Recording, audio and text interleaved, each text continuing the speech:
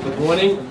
The April 11th New York City Campaign Finance Board is now in session. We have minutes from our March 14th meeting that were distributed in advance. Any corrections? Hearing none, do I hear a motion to approve? So moved. Second. All in favor? Aye. There's no chair's report. Report of the executive director.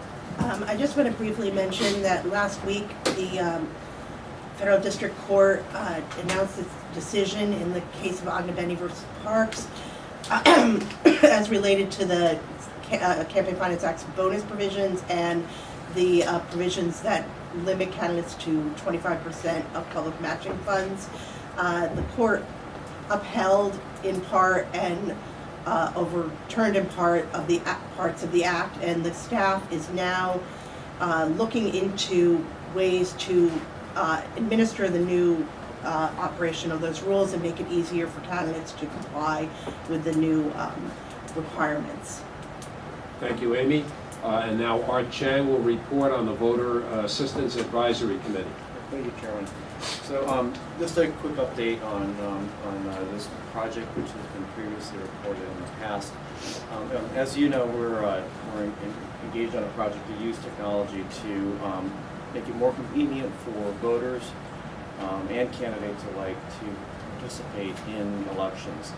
I'm really pleased to announce that I think the hurdles to the first piece of this, which will be a candidate contribution tool, which will make it easier for candidates to receive contributions, for contributors to make those contributions, and for the Campaign Finance Board staff to audit and review those contribution histories, will be completed at around the end of the month. And at the May 9th board meeting, or the next board meeting, whenever it's held, we will be demoing this new application to the board and to the public.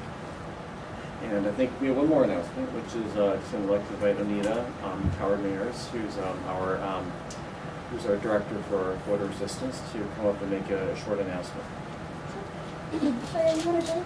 Cheyenne is she's in charge of our youth and young adult programs.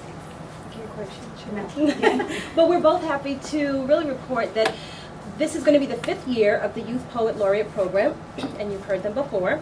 And we have a wonderful partnership. Lincoln Center has agreed to host the YPL finals at their atrium during their Target-Free Thursdays. So this is something that both Cheyenne and I have worked really hard with. And so we're really excited about that and excited about the programming that will take. And not only that, but we're merging our 2 poet programs, and they're going to launch that and announce that at the Poet Finals next year, and it will run through 2014. So we're really excited about announcing that, right? Perfect. Thank you. That's Thank great you. work. See you Thank all you. at Lincoln Thank Center. Congratulations. Very exciting things happening now with the Voter Assistance Advisory Committee, and I think Art gave us a full description of what is going to be shown in May, and I think everyone's going to like it. I'm now willing to propose a vote to go into executive session. All in favor? Aye. We will now go to executive session. We shall return. Okay, we are now back in session, and I will turn it over to Amy. We will discuss penalties. The first penalty we have is Larry Seabrook, candidate in 2009 City Council District 12. Excuse me. A violation, no penalty for accepting corporate contributions, and a violation, no penalty for making improper post-election expenditures. Okay, do I hear a motion to approve that? So moved. Second. All in favor? Aye. Then we have for Larry Seabrook again, recommended public funds repayment of $2,287.79. Motion to approve? So moved. Second. All in favor? Aye. And now I'd like to turn it over to Rich for some comments about an earlier decision. At our March board meeting, we considered the case of Jimmy von Bremer in connection with a proposed penalty for failing to report an in-kind contribution. The staff's recommendation had been $500, and the board voted the penalty of $5,000. No final determination, however, was sent to the campaign based upon that action, because we received a letter from Lawrence Laufer dated April 3rd. I'm going to say it was addressed to Hillary Weissman and Danny Frost, but that letter was circulated to the board members, and the board members thoroughly reviewed it, and the campaign was advised that they could attend today's session, make a presentation, and that in that presentation they could make a presentation as to the merits of the underlying violation or as to the process by which the penalty was assessed. They apparently chose or did chose not to attend, so that the board has considered once again fully on the merits the arguments made in this letter, as well as all previous submissions that were made. And we would like to make the following observations. One, the original notice was clear and explicit that the penalty could be increased from what the staff proposed.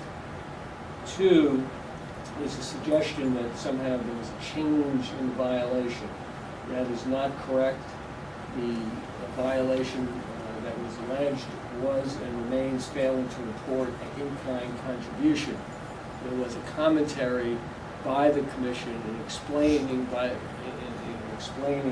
why it had increased the penalty, that this viewed the kind of coordination reflected on the facts here as being serious, but that did not change the underlying violation. Here, the evidence showed that as opposed to a limited campaign contact with the assistant political director of the relevant union, emails that were provided by the campaign to the staff demonstrated that that person had participated in campaign staff conference calls and received updates in the last 2 weeks of the campaign. And so the commission's view, the board's view, was that in this context, assembling volunteers when you have that degree of interaction with a campaign was an in-kind contribution and was a very serious kind of cooperation warranting the increase in penalty.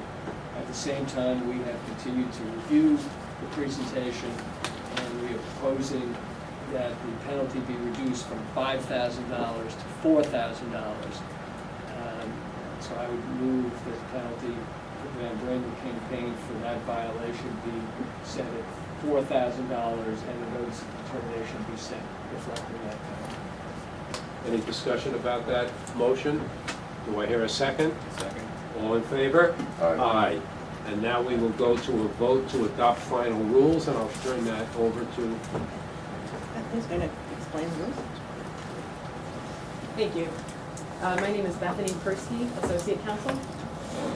On February 21st, 2013, the board adopted for public comment several proposed amendments to its rules. The proposed amendments were published in the City Record on March 6th, 2013, and the board held a public hearing on them on April 5th, 2013. No members of the public attended the hearing. The board received one public comment on the proposed additional rules. Board staff is recommending that the board adopt these amendments to the board's rules, which clarify the method by which contributions, loans, and expenditures are calculated for purposes of daily pre-election disclosure requirements, codify the requirement that political contributions in excess of $99 made from a candidate's personal funds be reported to the board as campaign expenditures, remove the bonus provisions, which provided additional public funds to candidates whose opponents spent in excess of a certain threshold, establish the procedures and requirements regarding the video edition of the board's voter guide, clarify the procedures and requirements regarding the print edition of the board's voter guide, and repeal Chapter 2 of Title 71 of the Rules of the City of New York, which governs the production of the video edition of the voter guide by the entity formerly known as the Voter Assistance Commission, which was reconstituted within the board as the Voter Assistance Advisory Committee. If the board has any questions about the staff's recommendations for proposed additions to the board's rules, I would be happy to answer them. Any questions? Okay. So I'm willing to entertain a motion that we accept these, adopt these final rules. Second. Second, all in favor? Aye. There being no further business, I'm willing to entertain a motion to adjourn. So moved. Second. All in favor? Aye. Thank you very much.